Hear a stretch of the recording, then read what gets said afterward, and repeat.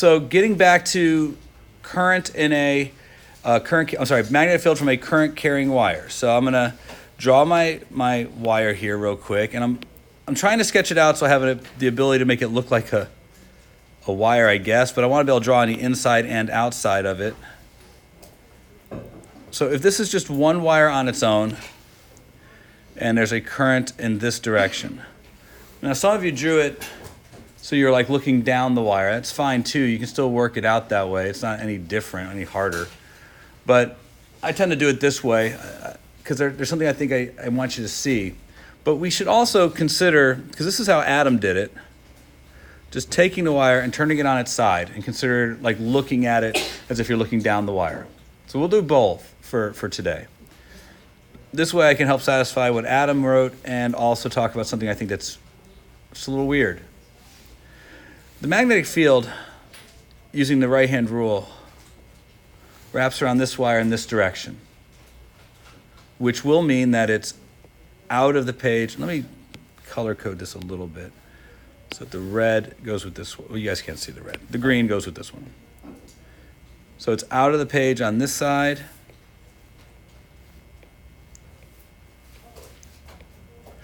And into the page on this side. And for those of you who couldn't get this, you should probably be making sure you're writing it down. That way there's no confusion when I ask you to do it again, and you have something from your notes to look on to tomorrow, perhaps, when I ask for you to do this for maybe points. At the same time, when I look at the one I'm looking down the wire, the right-hand rule would suggest a circular magnetic field, like so.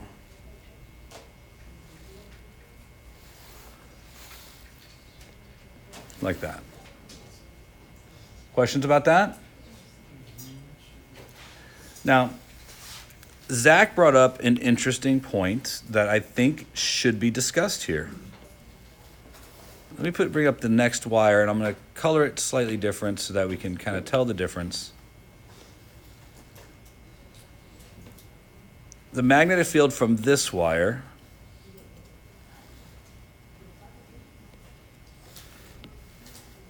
if it has a current traveling in the same direction, is going to wrap around this wire the same way. Which means in the center, it's out of the page.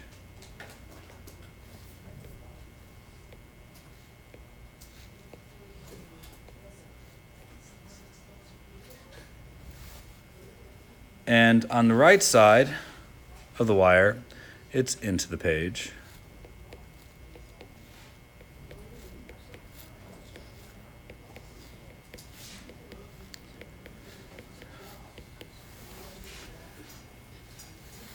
Zach asked, would the magnetic field in here be zero? And it looks like it would. But also, the magnetic field on the outside is reinforced. So I get 2 times the magnetic field here and 2 times the magnetic field here. Now, I really don't know what is happening here in nature. Yeah, I can use the right-hand rule, sure, to figure this out. And some of you are having trouble with this. So you guys who are having trouble with this, and don't make me say your names, take your hand, line it up with the blue wire, meaning point your pointer finger along the blue wire. We're looking at the blue wire right now. And now you're going to rotate your middle finger to line up with the green X's, because the green X's is the magnetic field from the other wire, which will mean downwards into the page. And your thumb points on the force acting on the blue wire from the green magnetic field. So clearly, that force is this way. I don't think it's enough, though, to look at only one wire. I think you should look at both. So now we're looking at the white wire. So I point my pointer finger along the white wire, rotate my wrist until my finger points in the direction of the blue dots, because the blue dots are the magnetic field from the blue wire. My thumb points in the direction of the force on the white wire.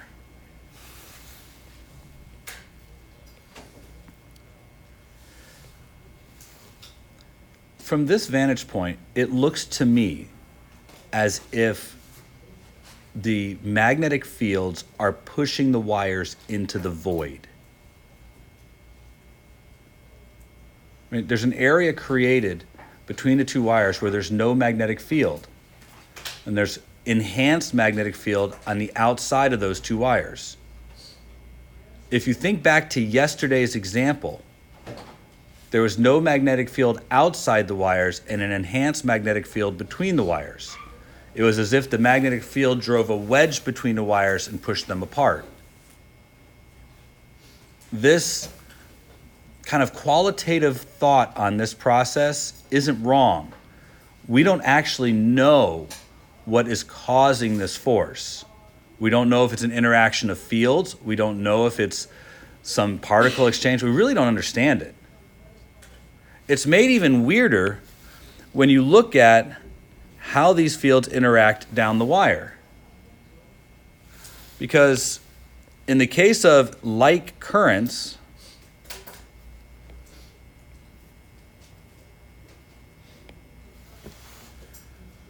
where they interact here,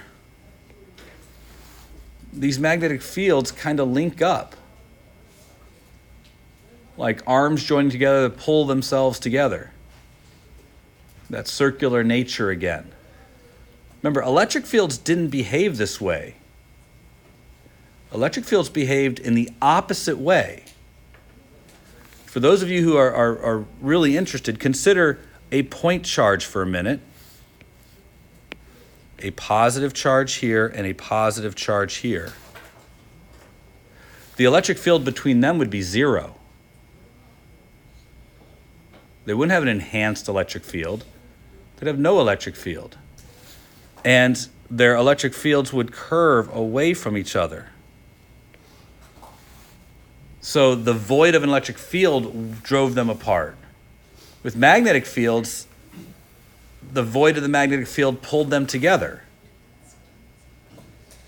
There's just a lot of things that seem inconsistent here.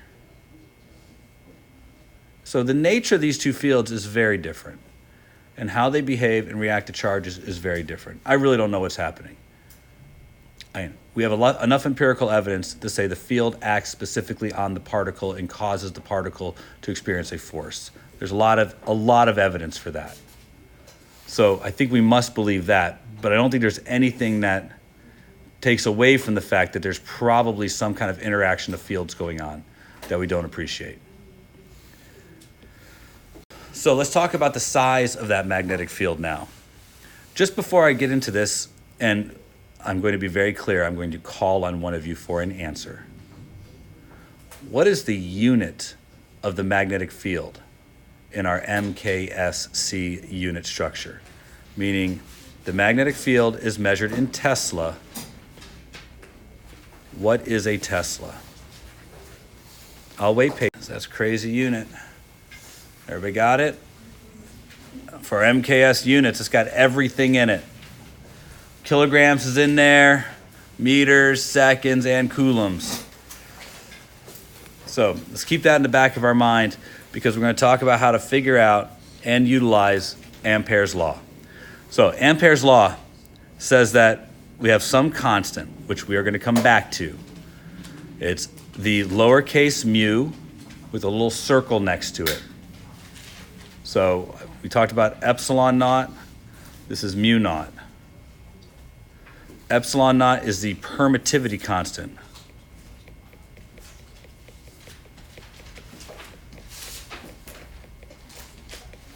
Which you should remember from first semester. 8.85 times 10 to the negative 12th. And its units were Coulomb squared per Newton meter squared.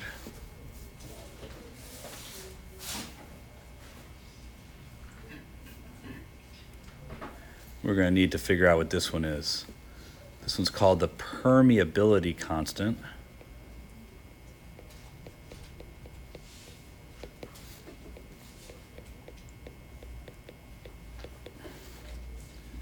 And in a moment or two, we'll talk about what it is.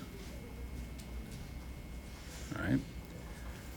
But we would expect there to be a constant here in the same way we saw a constant for electric fields. The permeability constant, like the permittivity constant, is how space reacts to magnetic fields. It's how easily a magnetic field can be established in space. Remember, we manipulate the permittivity constant by filling space with materials that can enhance it. We call those materials dielectrics. We will also attempt to enhance the permeability constant by using materials that might enhance magnetic fields. Generally, we use paramagnetic materials for that. Things that we already know are susceptible to magnetic fields. So, let's start with a current carrying wire.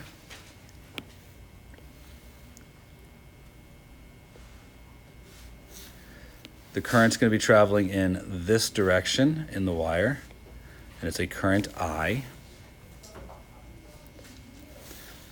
And by assumption, we've said that there is a circular magnetic field that rotates about the outside of the wire.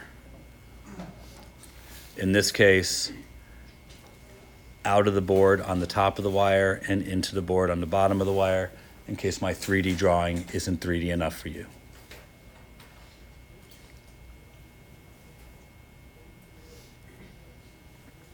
We would like to find the magnetic field, let's say at point P, a perpendicular distance r away from the wire. Okay. Here's how Ampere's law works. And you're going to hear a lot of similarities between Ampere's law and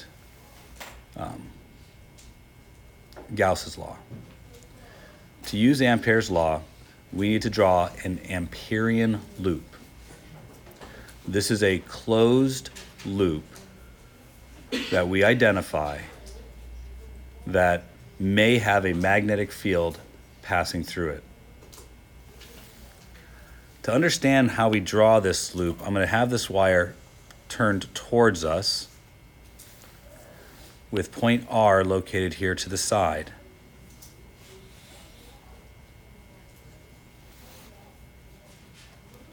I'm going to use an Amperian loop that is directed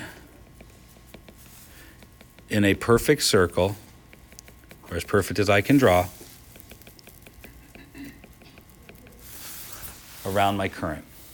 That's my Amperian loop. The Amperian loop is a construct, just like the Gaussian surface was a construct. It doesn't have to be a real surface. It's something we're going to use for the purpose of doing an integral. Remember what flux was. Flux was a measure of how much electric field passed through an area.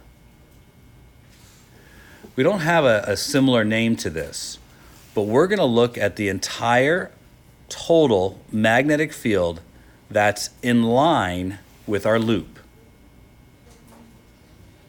I'll say that again. We're going to sum every piece of magnetic field that's aligned with our loop. It doesn't pass through the loop. It's aligned with our loop. Thus, magnetic field is a vector here. Our Amperian loop is made up of pieces of arc length with direction, and we'll be conducting a dot product between the two.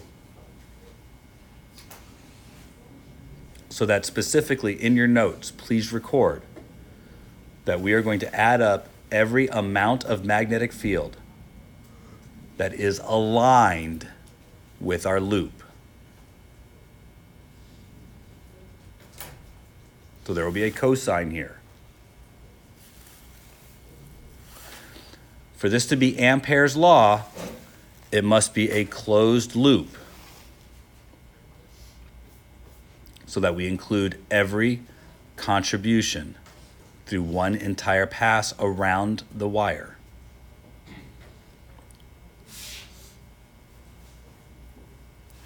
This is going to equal not the current, but a product of the current and a constant. And you heard me lament the fact that it would have been nice for symmetrical purposes for the constant to be on the other side and just have the inversion of that constant. There is a reason it's not. So I'll come to that probably not for several weeks when we do Maxwell's laws. But understand that they have a reason that they like. Now, to finish this off, to actually do the integral, I want to point out something incredibly important here. We're never doing this integral. Not really. In fact, we're not even going to make a passing glance at it the same way we did Gauss's law. We're always going to use this law for one and only one purpose: to find the magnetic field around a current carrying wire or a solenoid. That's it. We don't use it beyond that. The scope of second semester really limits us to our usage of Ampere's law. Now, in a couple of weeks, we will talk about something called the displacement current, and then we're going to have to go back and take a look at this law again, and then things will change. Then you're going to have to do some very interesting mathematics, something beyond the scope of your calc class. But for right now, we're always going to make this look exactly the same. First, we're always going to choose a loop that is symmetrically aligned with our currents. Will we all agree that although it might not look like it, this distance r is going to be the same for all of them, so that no matter where I look, if I look at any piece of arc, and there's my little piece of arc ds, that piece of arc is located the same distance away from my current. My goal here is to make the magnetic field the same everywhere around my loop. Also, we are always going to choose a loop in which the magnetic field direction is uniform around our loop or easily predictable around our loop. For example, I'm going to integrate from this point, but I'm going to integrate this direction around this point, because the right-hand rule tells me that the magnetic field here should be in this direction as a circle goes around this loop. So the direction of the magnetic field at this point would be tangent, because it's a circular magnetic field. And ds is also tangent. Right? We're doing that on purpose. It's a circle. ds in this area would have to be tangent. So that I can make what I feel is the obvious simplification that the magnetic field is a constant, and this is just ds cosine 0. Still summing over an entire loop though, which means that this portion of my integral is always just going to be a length. Put that in your notes, please, that this portion of the integral is a line integral. It sums a length. So in the end of when we're all done, it should be a length. This one's pretty easy. I'm going to sum up all the pieces of arc around a circle. What kind of length is that? Yeah. So I could break this integral down and talk about doing it as r d theta and all that garbage, but we really don't have to, and it's not worth the mental energy. This is going to be 2 pi r.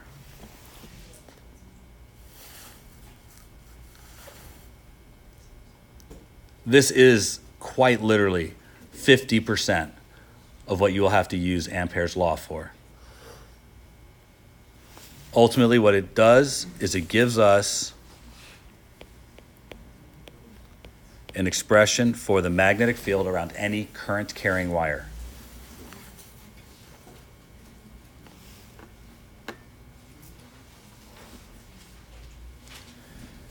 Now, I'm going to be just a little over the top obvious here.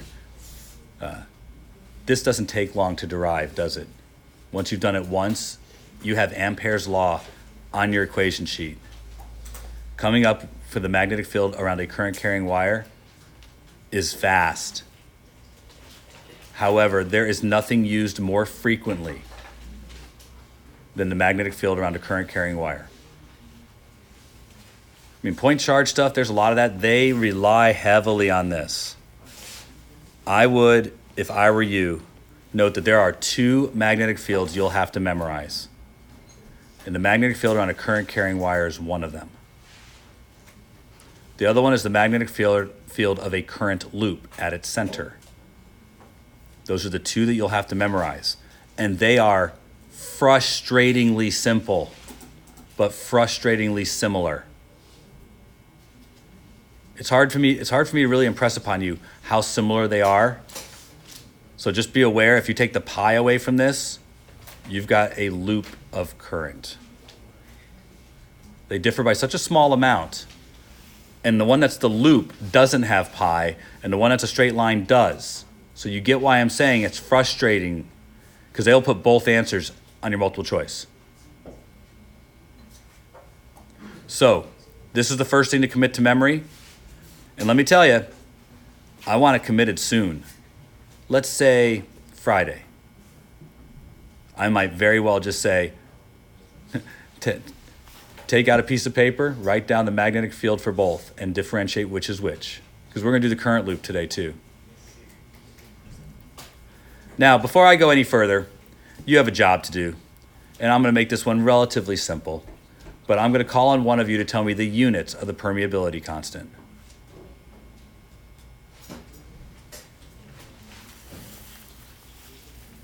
Got the message across, but I know two people who have no idea what to do or don't have the answer. I could embarrass them right now, but I don't want to. So you're calling on me?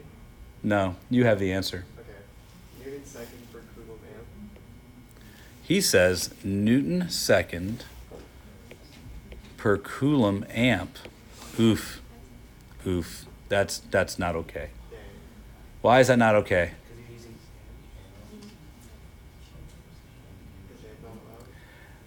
Amp is a compiled unit. It's made of something else. What is the unit of the amp? Coulomb per second. You're very close. But yeah, we're going to get rid of that. Put the Coulomb per second in there just so you can see it. Kind of rub it in your face a little bit. I wrote it down. Newton second squared per Coulomb squared. Now, please be aware, it breaks down further. Right? I mean, I can't, in my heart, leave it like this. Anybody go further? Oh, that's too bad, because a Newton is a kilogram meter per second squared. I figured I would see this one, but because I see a second squared and another second squared, it just is begging for us to go further.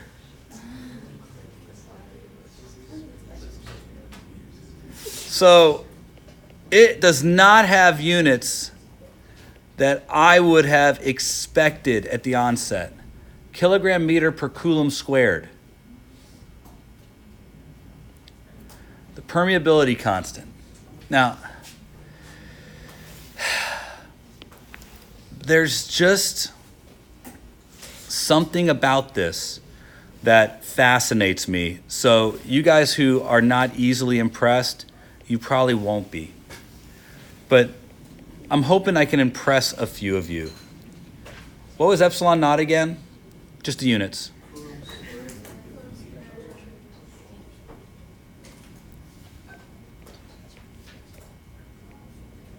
Now, you could have argued that I could break this one down into kilogram meters per second squared, but that would not really have done anything effective. I want you to think about it. If I had done that, then I would have just gotten, I would have gotten kilogram meter to the fourth with second squares in the numerator. That doesn't really make it better, but I do want to point out that it can be written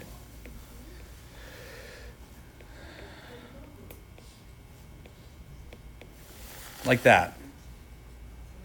I'm sorry, not meter to the fourth, meter to the third.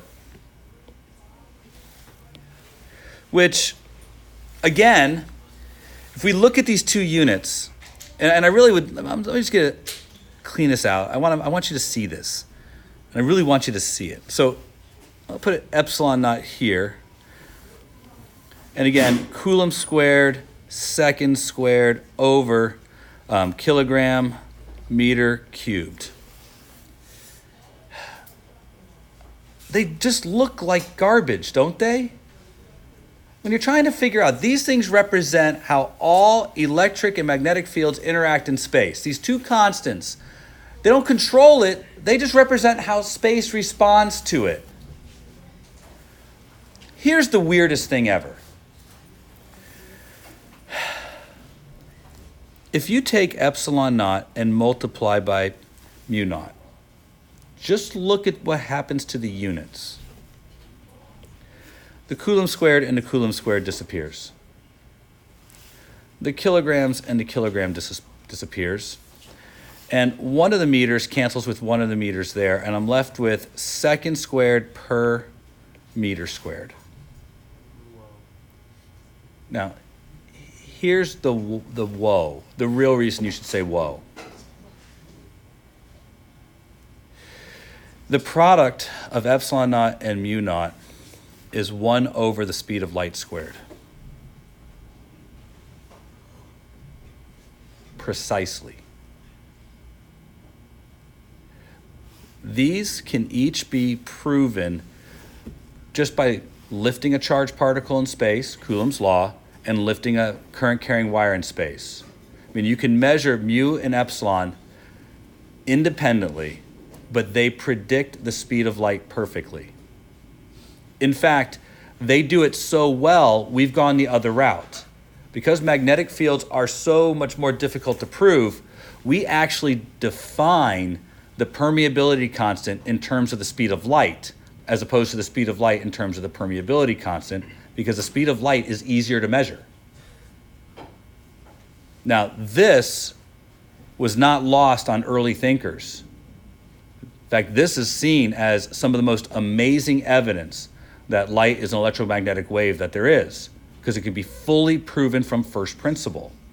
And although we can't do it here today, when you take the derivative of the electric field with respect to the magnetic field, you can produce a wave equation.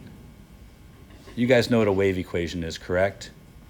If you don't, just for poops and giggles, just by looking at the units, that the units of these two things that talk about how magnetic and electric fields appear in space reduce down on their surface to speed. I mean, just putting them next to each other, somebody probably looked and saw that the units canceled out in a very elegant way.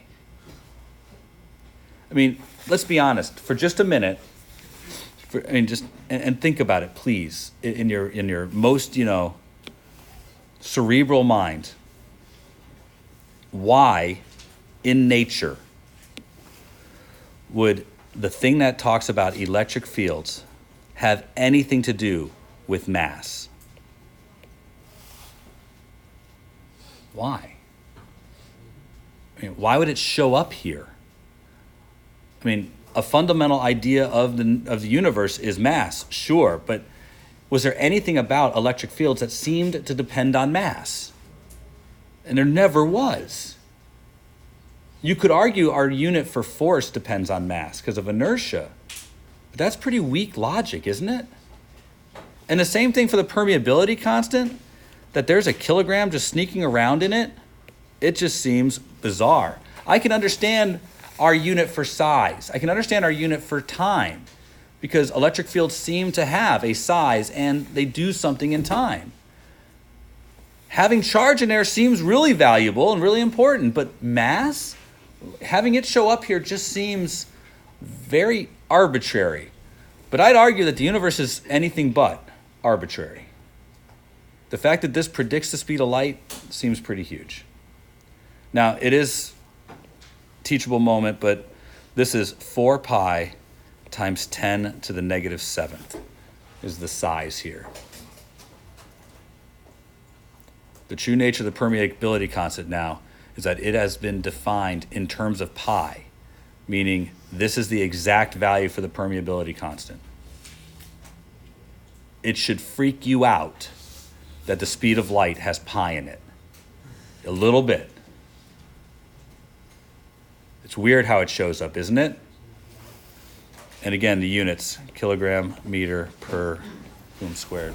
How many times does 4 pi even show up in this class? So, I like to think that a wave equation would look something like this.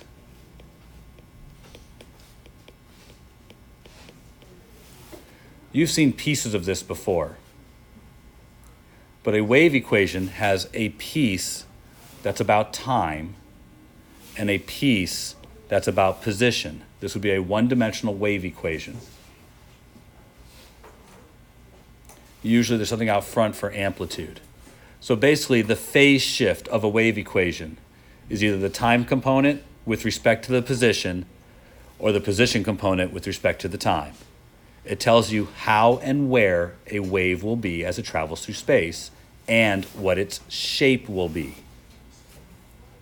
I don't expect you to know this, nor even appreciate it yet, but the wave equation that you get from using the electric and magnetic field produces a speed that 100% will have 1 over the square root of epsilon naught times mu naught. It's just unbelievable, the kind of logic that works here. And it can be seen